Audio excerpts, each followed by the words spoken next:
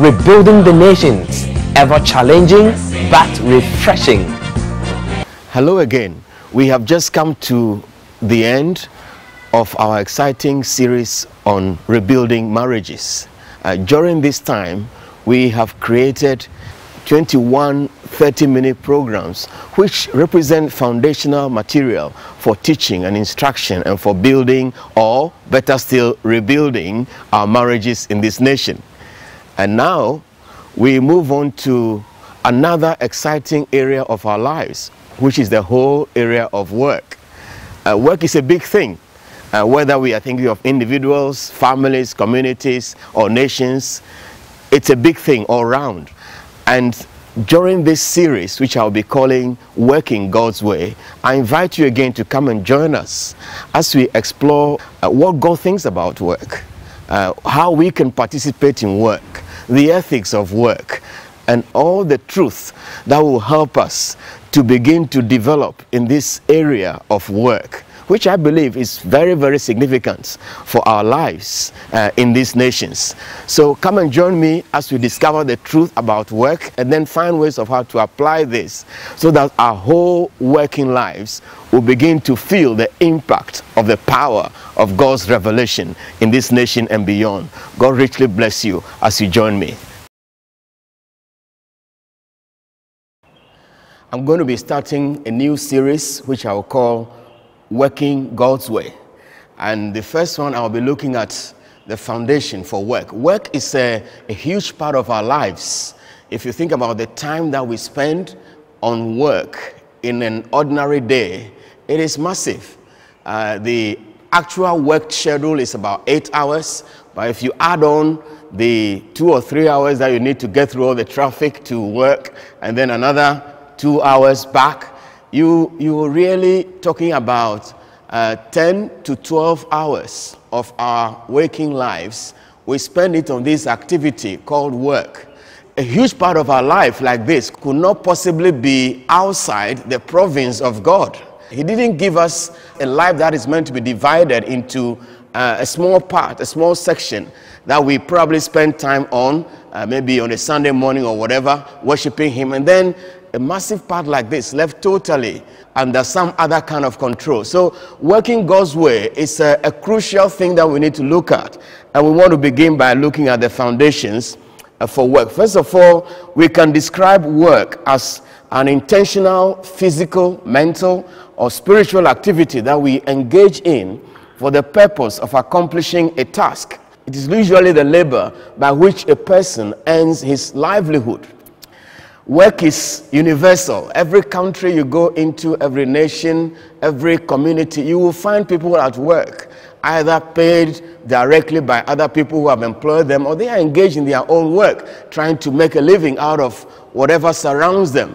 And in fact, work is so important that it is probably one of the things that separates the advanced nations from the nations that are considered developing nations. The amount of work, the way it is done, the way it is all done, shapes our lives hugely and shapes our nations and shapes our continent. So looking at work then becomes a matter of very, very huge importance to us. So work is universal. So we've got different kinds of work. We've got teachers, we've got farmers, we've got contractors, we've got builders, we've got traders, we've got mechanics, we've got businessmen, many different kinds of works around us. We want to try and make sense of all these things that we get busy with in our world. But where did work come from?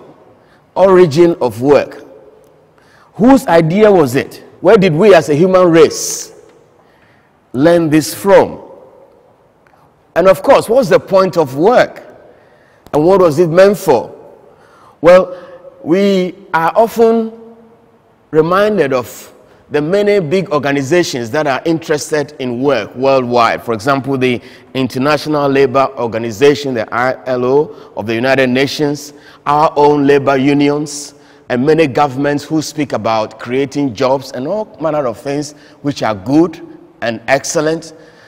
But we can get away with the erroneous impression that somehow these organizations one day met and decided that we're going to have work, so everybody should begin to work. In fact, work predates, or work is much, much older than all these organizations. In fact, I would dare say work is older than man himself. I'm going to invite you then, as we explore the origin of work, to come with me all the way to the beginning of the Bible, that is Genesis, and try to look at what happened there as a basis for learning about work. In the story that we find in Genesis 1 and 2, we meet a God who is not only alive, but active and busy with the most amazing project. The first time we encounter God in the beginning, he was not lying down, he wasn't sleeping, he was active, he was working. He was busy about making the world as we know it, because there was no world then,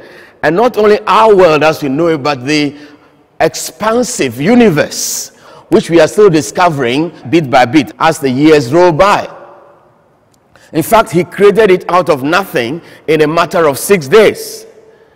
I want you to come with me on an imaginary trip into the first 6 days of creation. And there we will learn some very, very important things about work, I can assure you. We'll read a small section of it. Genesis 1 verse 1. In the beginning, God created the heavens and the earth. Now the earth was formless and empty. Darkness was over the surface of the deep, and the Spirit of God was hovering over the waters. And God said, "Let there be light," and there was light. And God saw that the light was good, and he separated the light from the darkness. God called the light day, and the darkness he called night. And there was evening, and there was morning, the first day. Now, what we learn here is this, that on the first day, or what became the first day of creation, God created light and separated it from the darkness. We often read over this line that God created the light, but I want to invite you to consider that you arrive in this place where God was doing this work of creating the light. What would he actually be doing? Now, I want to try and use our own small example in this country to help us to appreciate what God did on that day. In 1961, we began a project of building a dam in this country to generate electricity that will, among other things, provide light for our nation in the dark. And I'm told this project was a massive, massive undertaking for a young nation like ours at the time. And it took 4 clear years to build that dam from 1961 to 1965. The whole project with the Akosombo Township and other things that were necessary to get it to work, and the Valco factory and everything, I'm told it came to an excess of 130 million pounds. In today's terms, close to 260 million Ghana cedis. That was a massive, massive undertaking. Many, many organizations were involved. Our own president at the time, Kwame Nkrumah, had to go around the world looking for money, soliciting funds, speaking to governments, engaging their interests. Many companies were brought in. In our own country, I read the history recently. We are told virtually every government department was drawn into the project, whether you were in finance or in agriculture or in health or in employment, whatever, all our government ministries. And of course, the universities were drawn in. Every person, in one way or the other, was drawn into this effort of generating power to provide light for what was probably 3 or 4 small countries in West Africa. Now, if you think about the thousands of people who were engaged in this, I want you then to step back to God wanting to make light, not only for a few countries in West Africa, but for the whole world. That's all the nations, but not only for our earth, but throughout the whole universe. There was going to be light that will reach everywhere. Now, the scale was massive. You got to think of all the, if you think about what we did with the Akosombo Dam, we needed electrical people, hydraulic engineers. The amount of thinking, planning, physical labor that was involved was massive, and the expense, of course. Now, if you met people working on the Akosombo Dam, you would have recognized that these are all workers. You would have seen electrical engineers, you would have seen mechanical engineers, you would have seen laborers, you would have seen those who were involved in the accounting, the admin. You would have seen lots of people exerting themselves day after day after day. I want to suggest to you that when God created light on the first day, he exerted himself in this way, except that it was much, much, much greater than what we were doing in building a dam here. And a fitting description that we would have given God if we had seen him doing this work would have been, oh, what a hard-working engineer, what a hard-working planner, what a hard-working laborer, what a hard-working person using all such energy. God would have come out as a really, really hard-working person. Then, of course, we move on to the second day. Here we find another interesting episode in the creation story. God creating the sky and separating the waters above from the waters below. We can think of designing and putting into place the water cycle, water rising from the earth, going up, coming down again. Amazing thinking power must have gone into that. And of course, executing it, pushing back the sky and creating a space in between the sky and our earth. It must have been a major, major occupation. I don't know what you call a person who was doing that, but we may not be far wrong if we say, here is again an engineering work. Here is again serious, heavy manual labor getting involved in that. And without comparison, we will say this truly is an engineering marvel again. And then we go on to the third day and we read this. Let the water under the sky be gathered to one place and let dry ground appear. And it was so. God called the dry ground land and the gathered waters he called seas. And God saw that it was good. And then he also said, let the land produce vegetation, seed-bearing plants and trees on the land that bear fruit with seed in it, according to their various kinds. And it was so. Now, I want you to imagine again, here is a huge pond, a massive pond or lake around where you live. And you think, I don't quite like the whole place being covered by this lake. I want to push this water so it will go this way so I can get some dry land to build a few houses.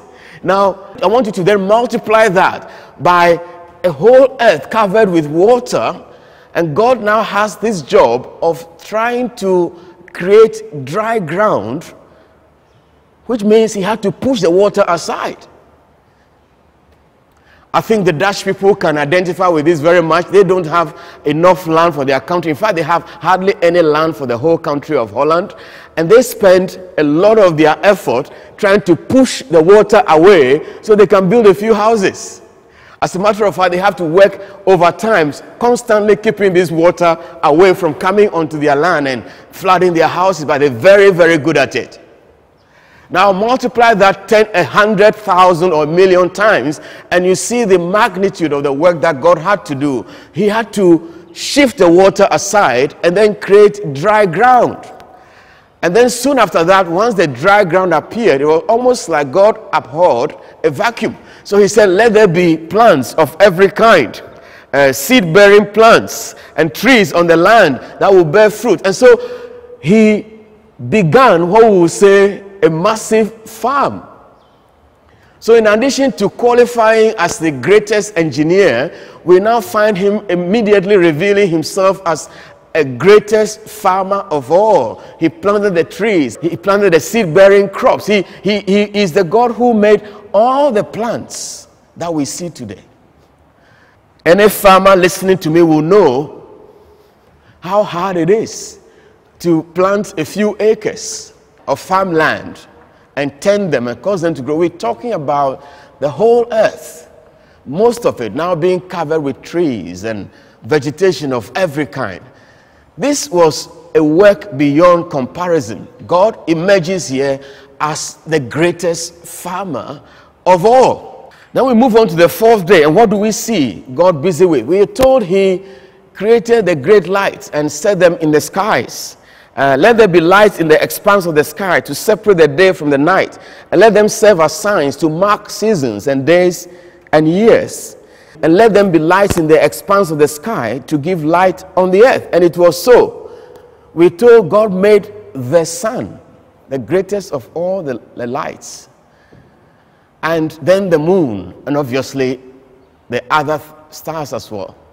Now, when you read this, you may just gloss over it, but we mustn't.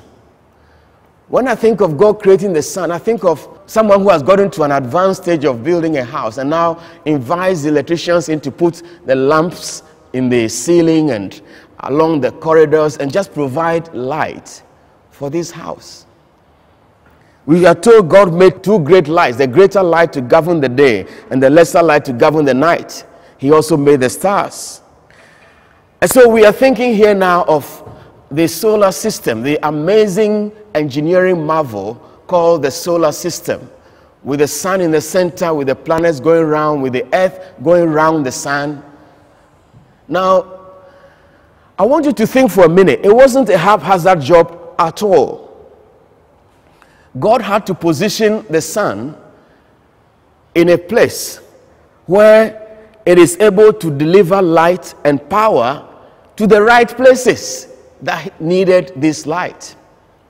We know that the earth is 149.6 million kilometers from the sun. Now, I can't imagine that kind of distance.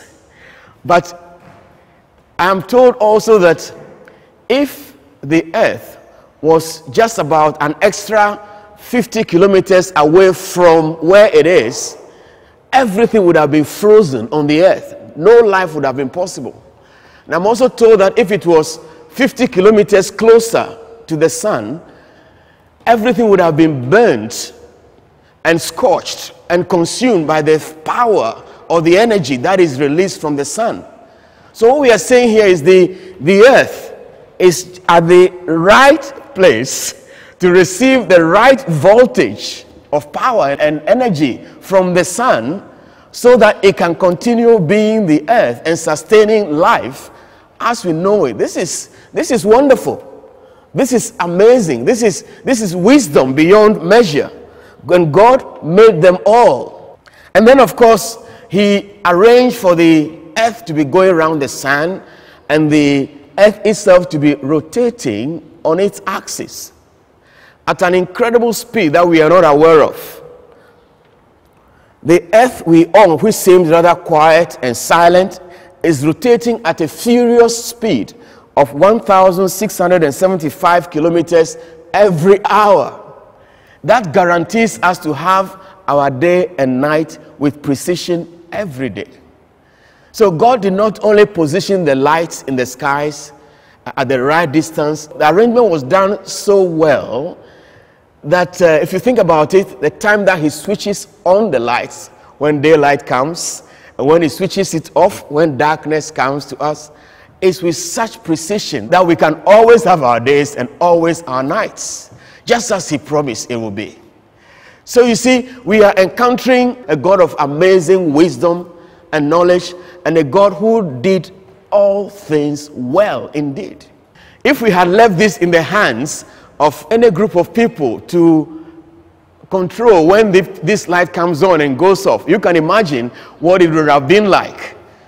We would not have anything like God has done. So we have a God of wisdom and knowledge and power. He works very hard. So we see here God emerging as the greatest electrical engineer, putting the light bulbs as the sun and the moon in relation to the earth in the skies. And then of course we need to also appreciate that he must have some invisible wires stretching across the universe by which he transmits all this power across this universe. It's worth thinking about that, because when we want to carry power from one side to the other, we need wires. I want to suggest that a day is coming when we will catch up with God and we will be able to do some wireless electricity transmission. Do you believe that? God has done it. We may catch up one day. But this is wisdom that we are finding as we approach God, this great electrical engineer at work. Then of course we go on to the fifth day and we find the water creatures. And we are told God said this, let the water teem or be filled with living creatures, and let birds fly above the earth across the expanse of the sky. So God created the great creatures of the sea and every living and moving thing with which the water teems, according to their kinds, and every winged bird according to its kind. And God saw that it was good. Are we encountering the first fish farmer here? It's for you to judge. And then, of course, the birds. Are we encountering the greatest poultry farmer here? It's for you to judge. God made these creatures, which is what separates him from any fish farmer, poultry farmer, or any other farmer, as we've been trying to do these things. I recognize that we are being anthropomorphic, that is, trying to think of God after human terms, but it's a ploy to help us to get hold of who he really is. But here we find somebody who makes all the birds. Some people, they've got 10,000 birds in their poultry farm, and they are immensely proud of it, and they ought to be. Some people have got 60,000 birds, and they are immensely proud of it, and they ought to be proud of it. But we're talking about, and they didn't even make these birds, we're talking about the God who in wisdom decided how these birds should be made, how they should look like, what should be their covering, and then, of course, in millions and millions and millions of numbers. It's a great, great work of God, creating the creatures of our world. Then, of course, we go on to the 6th day, and here we are told he created the wild animals. So what we now know as the rabbits and the lions and the elephants and the monkeys and all the other wild animals, the leopards, the zebras. He made all these animals. And then at the end of this, we are told, he said this, let us make man in our image. This is on day 6. He said this, let us make man in our image, in our likeness, and let them rule over the fish of the sea and the birds of the air, over the livestock, over all the earth, and over all the creatures that move along the ground. So God created man in his own image. In the image of God, he created him. Male and female, he created them. God saw all that he had made, and it was very good. And there was evening, and there was morning, the 6th day. The animals were created on the same day as human beings were created, the man and the woman, but they are separated with a very, very important distinction. This is it. God said, let us make man in our own image. Of all the creatures that he had made, only the man and the woman did he make in his own image. In the image of God, he created them. Male and female, he formed them. If you think about our earth as a massive house with a huge garden around it, well, this is how I want you to begin to imagine what God built. He built something far exceeding the largest houses any of us have been able to build. He built the earth.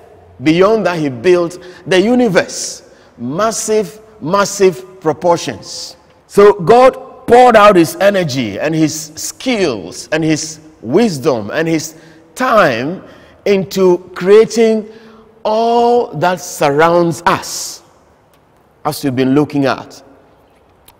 And then, of course, the pinnacle of his creative work was the man and the woman whom he created. If you don't believe me that God was actually working, then I invite you to look at this verse.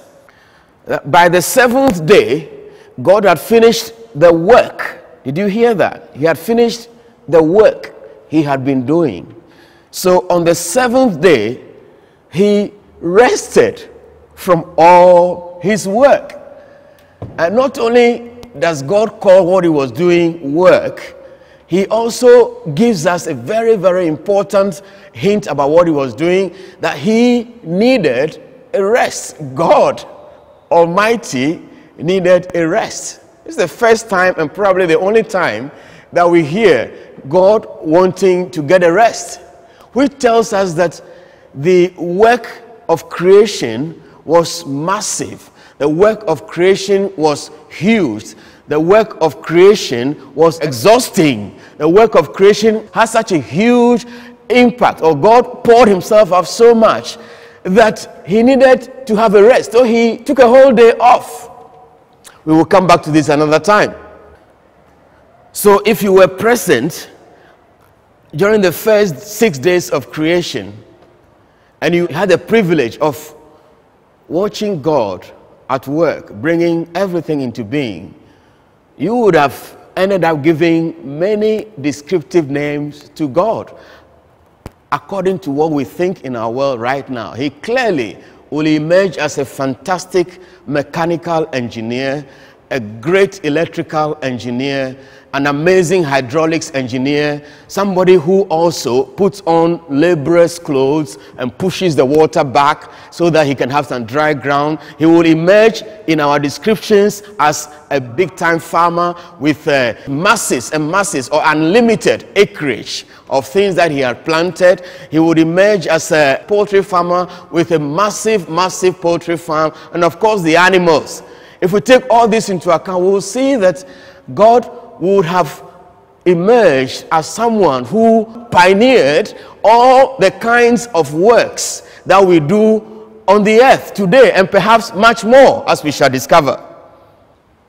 And so if you're getting excited about what is coming up about our God, the one who made the heaven and earth, and we're beginning to appreciate him as the one who participated in work and took part in work, I want to say to you, we have a lot to learn from this God as we seek understanding about work in our world.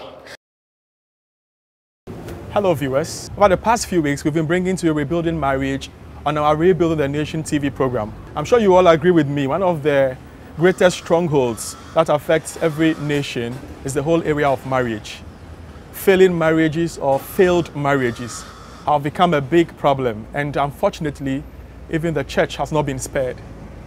In this series of teachings on marriage, John Kpikpi has brought us excellent material that will help us build good marriages for those of us who are not yet married and preparing to get married. For those who are married and having challenges, there's a lot of material to help you as well. And for those who maybe have come to the end of the road and are really considering divorce, don't make that decision yet. Get hold of this material, and I believe it has the power to transform your marriage. We have available 11 DVDs containing the 20 30-minute episodes. There's something for everyone. Topics that we looked at included God's vision for marriage. Under God's vision for marriage, he helped us see that God had a threefold vision in mind when he instituted marriage. 1, for companionship. 2, so that the two could become one flesh.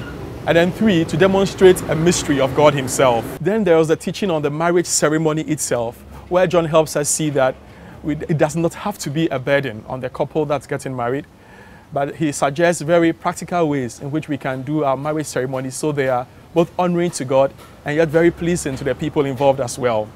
Yeah, we also have DVDs for the teaching on grace as a foundation for marriage.